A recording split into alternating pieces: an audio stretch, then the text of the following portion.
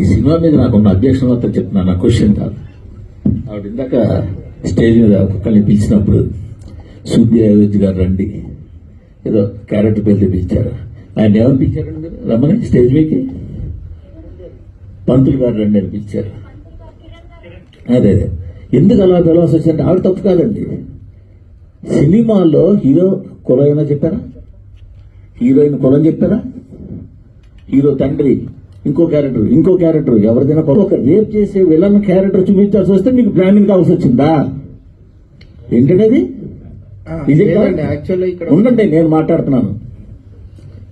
కాశీ లాంటి పవిత్రమైన పుణ్యక్షేత్రంలో మీకు ఫైట్ సీక్వెన్స్ రేప్ సీక్వెన్స్ తీయడానికి ఒక కబీలా కావాల్సి వచ్చిందా? కాశీ లాంటి ఒక పుణ్యక్షేత్రంలో ఒక పంతులు ఒక ముస్లిం కలిపి రేపు సీన్కి అసిస్ట్ చేసినట్టు తీయాల్సి వచ్చిందా? ఏంటండి మైండ్ సెట్? ఏమి ఓ కాపు కమ్మ రెడ్డి బ్రాహ్మణ్ చెప్పలే కదా హీరోని, లేదు ఇంకోటి చెప్పలే కదా.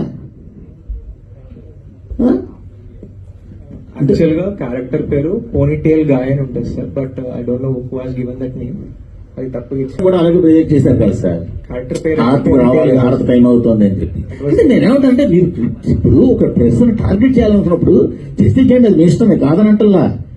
నేను ఇది ఎక్కడైనా ఒక ఇండికేషన్ ఇచ్చారా? ఒక ఇంటి పేరు చెప్పారా? అయ్యో హీరో ఈ హీరో ఇప్పుడు ఆయన పేరు హను రెడ్డి, బట్ సినిమాలో అయితే రెడ్డి కాదు కదా. చెప్పడంలో ఆయన రైటరు, ఆయన ఇంగ్లీష్ కాదు కదా. ఆవిడ శుద్ధి ఏజ్ ప్రపంచంలో దేనికైనా ఉండొచ్చు. కరెక్టే సార్. అక్కడ వాళ్ళకి ఇవ్వడం అంటే తప్పుగా ఇచ్చారు. కాశీలాంటి పుణ్యక్షేత్రంలో చేస్తున్నారా? అక్కడ కబేళ పెట్టి కబేళలో రేప్ సీన్ ఫైట్ సీన్ పెడతారా? అక్కడ యాక్చువల్గా sir there are lot of people are there sir అక్కడ. సార్ ఇంక మీరు ఎన్ని చెప్పినా అది ఎక్స్క్యూజ్ కాదండి. ఈవెన్ డైరెక్టర్ వస్తే నేను యాక్చువల్గా డైరెక్టర్ మీద అడగడానికి కోసం వచ్చాను. కాదండి.